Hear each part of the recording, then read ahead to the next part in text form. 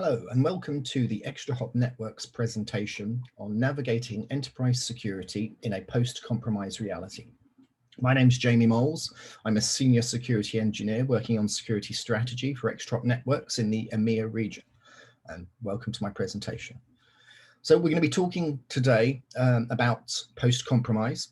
We're going to define what is post-compromise. We're going to ask the question, how did we get here? And we're going to talk a little bit about tactics and techniques that we can use to secure our systems. So what is post-compromise? Well, the reality is the approach that we've been taking for the last 15 years has all been about defense. We've all heard about defense in depth and the attempts to keep the bad guys out of our networks. But this is an approach which is now not really working for us in the best way it possibly could.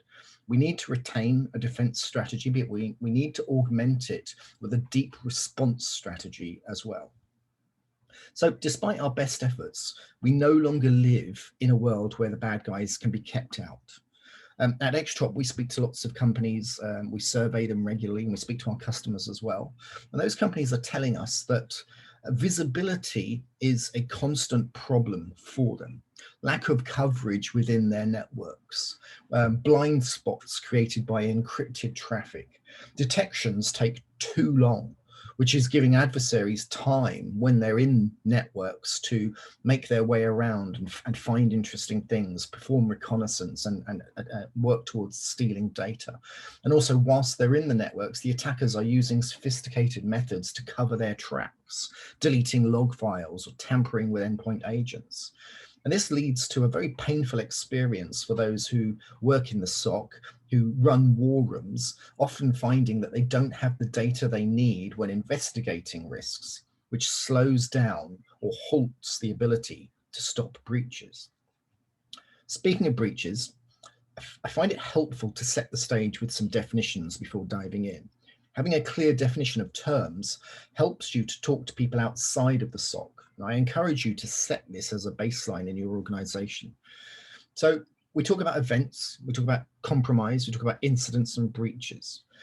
There's a big difference between an event that's flagged and an incident that needs to be escalated for investigation. An incident is an event that's outside of normal behavior and looks to be malicious. An analyst needs to quickly investigate the event to determine what's going on before and after it, to determine if it's an incident that needs to be escalated and quickly resolved before it harms the network. It's possible to stop a compromise before it becomes a breach. So when we say post-compromise, it's with the understanding that we live in a world where your business can no longer prevent incidents from happening. But the good news is that you can stop it from escalating to a full-blown breach, which is our biggest opportunity here. One of the biggest challenges, however, is figuring out which events to respond to. Security tools nowadays, a lot of them are alert cannons. And with so many alerts, the time frame between something happening and becoming a full-blown breach is difficult to manage. A lot of security tools are very good at turning green lights red. You ask any SOC person and they'll tell you this. So how did we get here? The challenge with post-compromise activity is that it's designed to be hidden, and it often happens in what I call dark areas of the network that no one pays routine attention to. And the truly sophisticated activity occurs when the attacker is already in your environment. Now, we use logs and agents, which are necessary, but they only keep about 30% of your environment secure. Now, despite having invested millions often in multiple security solutions, customers are telling us that their network security requirements are still replete with gaps. For example, they said EDR solutions will stop reporting if CPU utilization on that machine hits 100%. And SIM tools were reporting data from logs, which are generated or designed by developers who could only predict and code for their own experience and is not always reflective of the real world. In fact, this is something that's been reported on quite significantly by Forrester. On top of this, attackers using tricks and techniques to evade the firewall and IDS systems. These tools, these defenses are often visible to the attacker, meaning they know what they're up against. and they can design strategies and tactics to get around them. At the most basic level, these defense evasions are automated as a standard part of many hacking tools like Interpreter, as you can see running on the screen here.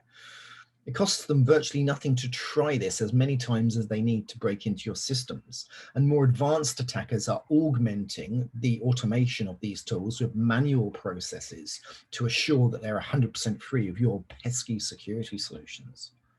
Once they're in, they disguise themselves effectively as just another user. They can hide in your environment and live off the land for as long as they want. They're free to move laterally, to explore, to establish control over your systems and command links back out, and ultimately exfiltrate your intellectual property or deploy ransomware and encrypt all your files for you, neither of which scenario is good for you. And this is all done under the protection of almost complete darkness, since businesses lack complete visibility across their whole environment. This lack of visibility across the environment is a huge challenge, especially visibility in the east-west corridor, which today, if you think about it, includes all your home or remote users working on their home broadband networks, which you can't secure, those networks which are connecting via VPN or RDP or other protocols into your corporate network environment, your on-premise system, which in turn connects through to your cloud environment. And add into this entire puzzle things like IoT, and you have blind spots and openings that attackers can compromise across your enterprise. Let's dig into some of the factors that are making visibility a challenge.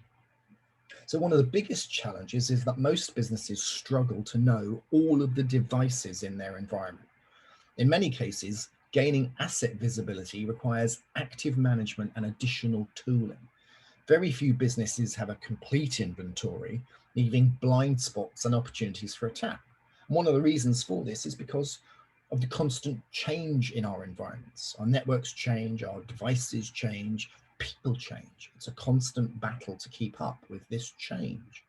The asset visibility problem is particularly challenging when it comes to IoT devices, many of which can't support agents and weren't built with security in mind. And we all know IoT-based attacks are on the rise.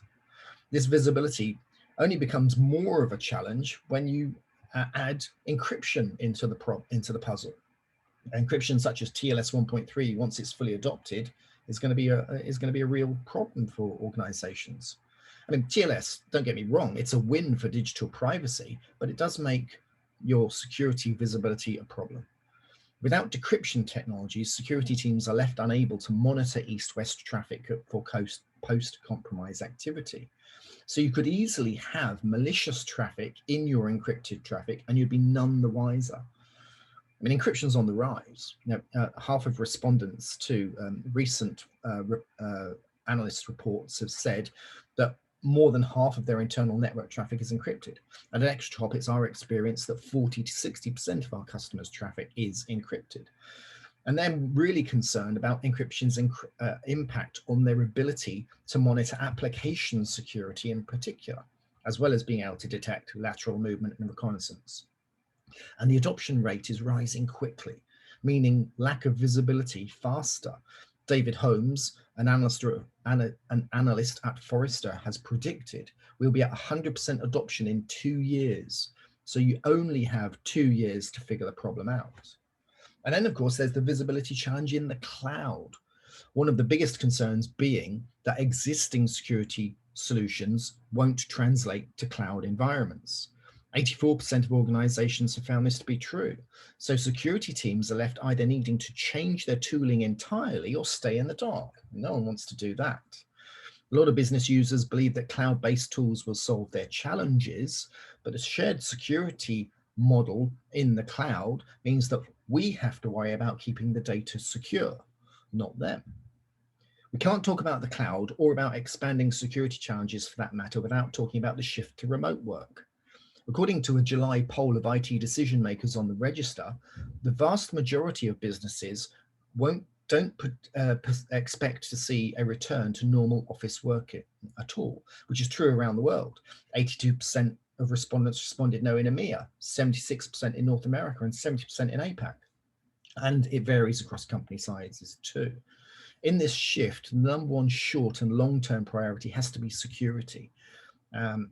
This shift has created a cloud surge that will only heighten our visibility challenges and expands the cloud surface permanently.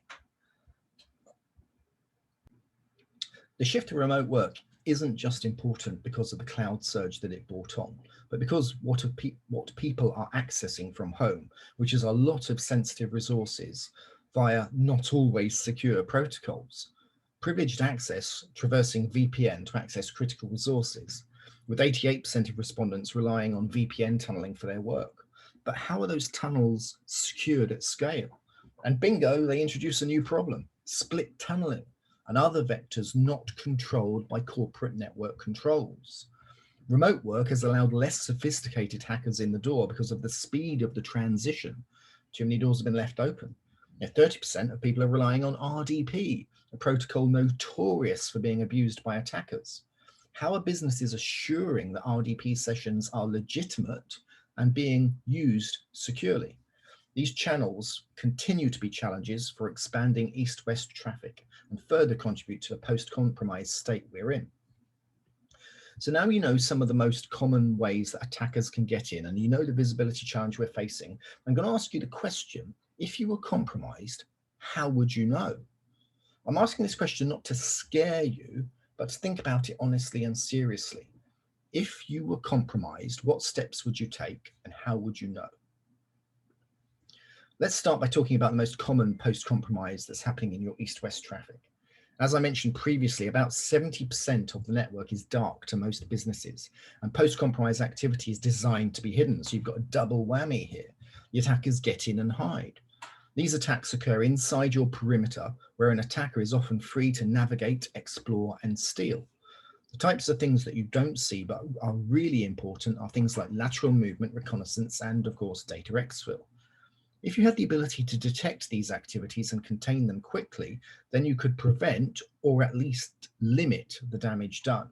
Today, most of the instrumentation you have does not set you up to proactively contain these events. If you do see them, it's often after the fact when you are in cleanup mode or damage control.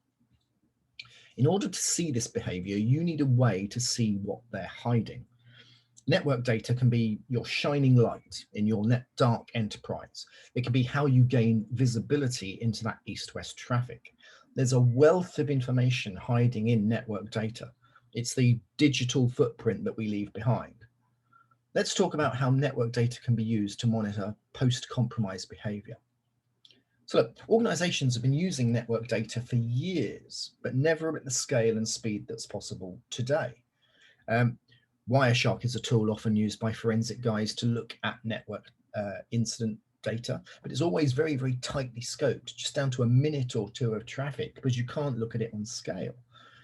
But with 3 modern technologies that we were all talking about 10 years ago, which have matured in the last decade and work together really well, which is fast packet capture, big data, and machine learning. Using those 3 together, we can solve this problem. Using machine learning on the unstructured network data, we can make it structured and use that to expose patterns and observed behavior. And then we can also apply another layer of machine learning to look at those behaviors and understand and raise alerts about anomalies in your network. And big data gives us a fantastic record store, a place to store these observations and metrics and layer 7 payloads for forensic analysis of incidents and understanding what's going on. This not only means that from network data, our alerts and our detections can have greater fidelity, but they can also benefit from greater speed. As we know, good security means defense in depth. Most organizations have an endpoint solution, which we know won't catch everything and can often be tampered with.